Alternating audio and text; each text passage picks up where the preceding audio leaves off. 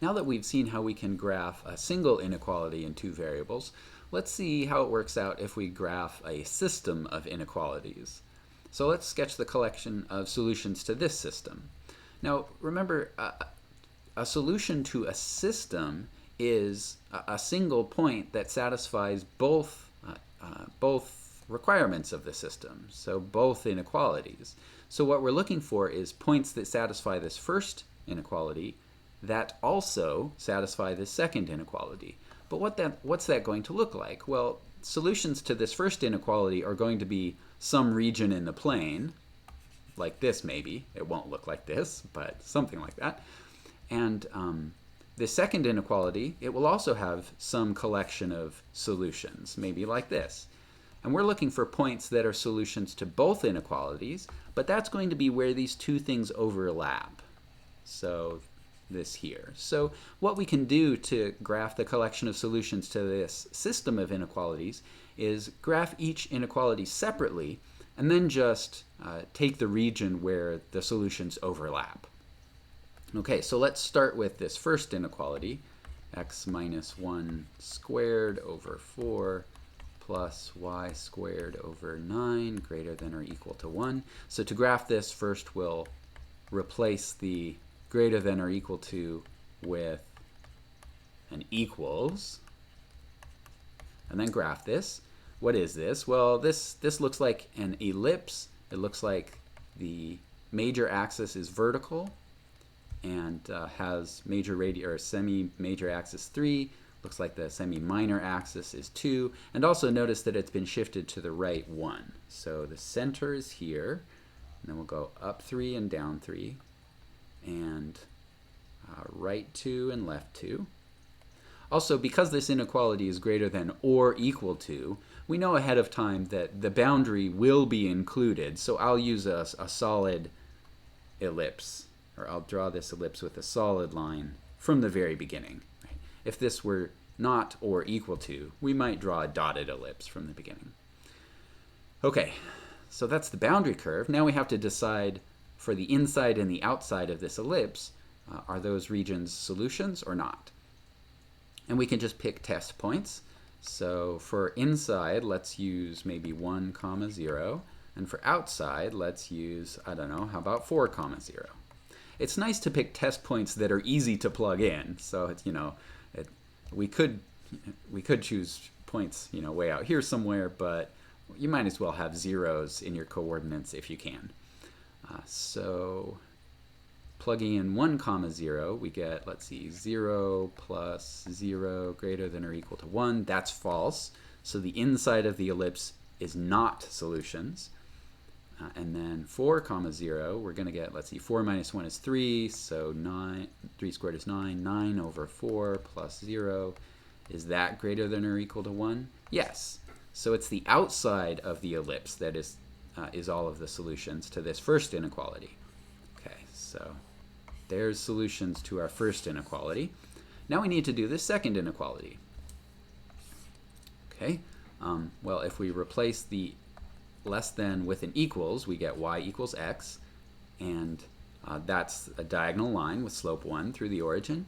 Since it's less than and not less than or equal to, we know ahead of time that the boundary line itself is not included, and so let's use a dotted line from the very beginning. So something like this.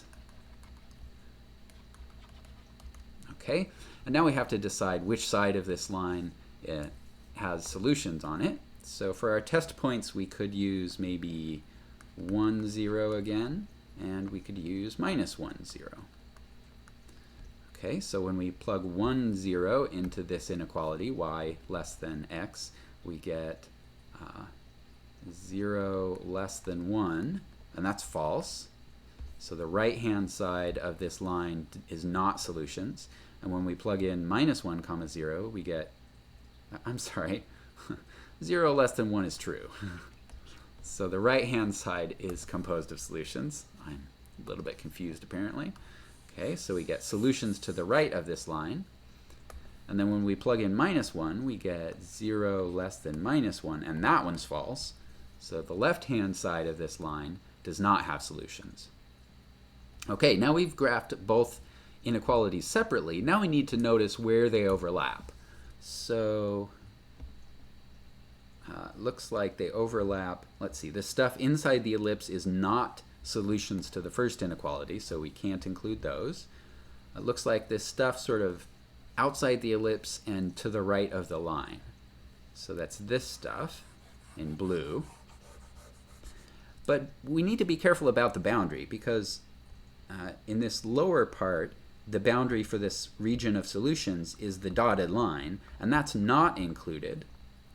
Now, when we hit this ellipse, the ellipse becomes the boundary for the region of solutions, but the ellipse is included. So now we have to switch to using a solid blue line up until here, but then the line, the diagonal line becomes the boundary again, and that's not included, and so we have to switch back to dotted lines. Okay, so, just to clean this up a little bit, the shape of the region that we're getting as solutions looks like this. Right? It's a line, and then part of an ellipse, and then a dotted line. So it's everything below and to the right, like that. Let's look at one more example. How about this one? Solutions to this system of inequalities. So let's see, this first one, that's going to be a hyperbola, right? So x squared over minus x squared over 25 plus y squared over 9 equals 1. That's a hyperbola where the transverse axis is vertical because the plus is on the y. It looks like a is 3, b is 5, and this hasn't been shifted at all. So let's see, center is still at the origin, so we're going to go up 3, down 3, and left 5, right 5.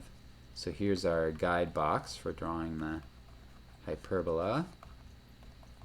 So our asymptotes are going to look like this. Oh, I shouldn't have used solid lines for my asymptotes. That's okay. Once I have the hyperbola drawn, I can erase the asymptotes. Okay, so the transverse axis is vertical, so that means that the hyperbola is going to go like this. It's going to open up and down. Okay, so now that I have the hyperbola drawn, I'm going to erase these asymptotes because they're going to make the picture messier than it needs to be. Okay. Oh, and I used a solid line to draw the hyperbola, and that's correct because it's less than or equal to. All right, so now we need some test points. We're going to have to plug in 3 test points because we have 3 regions in our plane, right? The top, the middle, and the bottom. So let's use, how about 0, 4? That's going to be in the top region. We can use the origin, that's in the middle region. And then we can use 0, minus 4. So when we plug these into the inequality that gave us the hyperbola, we're going to get, let's see, minus 16 over 25 plus 0 less than or equal to 1. And this is true.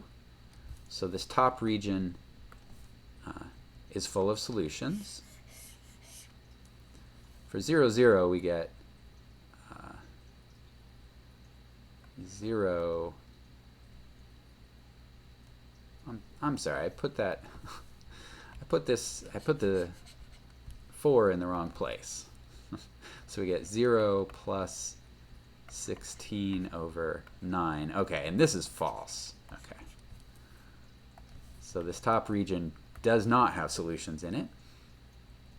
When we plug in the origin, we get 0 plus 0 less than or equal to 1. That's true. So this middle region does have solutions.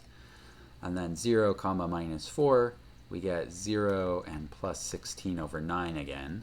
Because this minus sign gets squared when we plug it into here. So the minus sign goes away and it becomes positive. And less than or equal to 1, that's false. So this bottom region does not have solutions in it.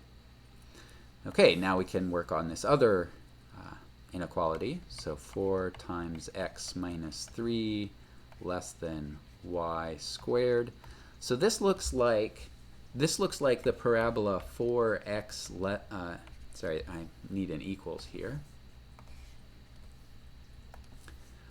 This looks like the parabola 4x equals y squared, except it's been shifted to the right 3. So we need to, let's see, so the unshifted parabola has its vertex at the origin, so we need to shift that to the right over to here. Let me graph this in red. Now this inequality is strict. It's not or equal to, so we'll use a dotted parabola when we graph this. And it looks like the the coefficient in front of your unsquared variable, that's the so-called lattice rectum, right, which is the width of, or the opening of the parabola at the focus. The focal distance is 1, so the focus is here, so this parabola opens, the width of the parabola is 4 at this focus, so that's going to put us here. Okay, so this parabola is going to look like this. Notice that this parabola does, sorry, I didn't reflect this accurately up here. This parabola, actually, I'm not certain if this parabola intersects this hyperbola or not. It's possible that the parabola doesn't intersect the hyperbola. So that's something that we might want to be more careful about, see if there are any intersection points. But for now, let's just decide which side of the parabola we want. So for some test points, we could use the origin, and we could use, say, the focus, 4, 0. So when we plug in the origin, we get 4 times minus 3. Is that less than 0? And yes, it is. So the region to the left is composed of solutions. And then 4, 0, that's going to give us 4 times, let's see, 4 minus 3 is 1. Is that less than 0? No. And so this right-hand region to the right of the parabola is not composed of solutions.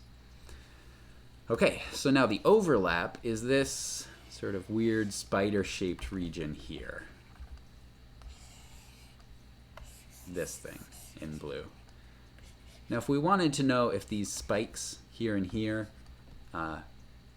get pinched off at some point, we'd have to find intersection points between the hyperbola and the parabola just to see if there are any intersection points. But let's not do that for this particular example.